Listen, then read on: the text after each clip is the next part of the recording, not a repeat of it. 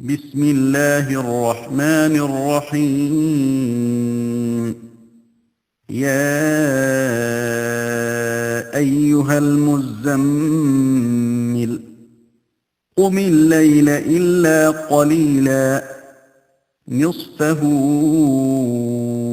أو ينقص منه قليلا أو زد عليه ورتل القرآن ترتيلا إنا سنلقي عليك قولا ثقيلا إن ناشئة الليل هي أشد وطئا وأقوم قيلا إن لك في النهار سبحا طويلا واذكر اسم ربك وتبتل إليه تبتيلا رب المشرق والمغرب لا إله إلا هو فاتخذه وكيلا واصبر على ما يقولون واهجرهم هجرا جميلا وذرني والمكذبين أولي النعمة ومهلهم قليلا إن لدينا أنكالا وجحيما وطعاما ذا غصة وعذابا أليما يوم ترجف الأرض والجبال وكانت الجبال كثيبا مهيلا إنا أرسلنا إليكم رسولا شاهدا عليكم كما أرسلنا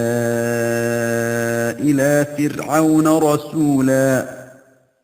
فعصى فرعون الرسول فأخذناه أخذا وبيلا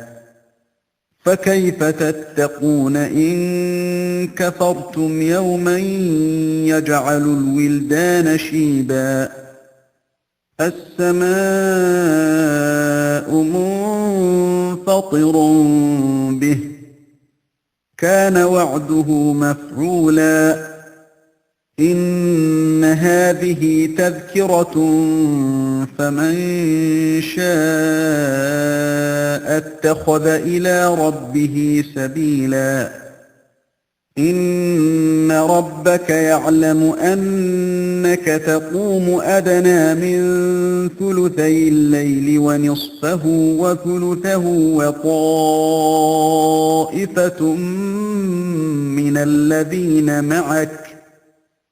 والله يقدر الليل والنهار علم أن لن تحصوه فتاب عليكم فاقرؤوا ما تيسر من القرآن علم أن سيكون منكم مرضى وآخرون يضربون في الأرض يبتغون من فضل الله وآخرون يقاتلون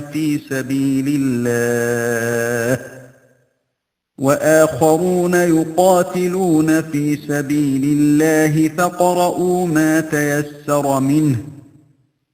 وأقيموا الصلاة وآتوا الزكاة وأقرضوا الله قرضا حسنا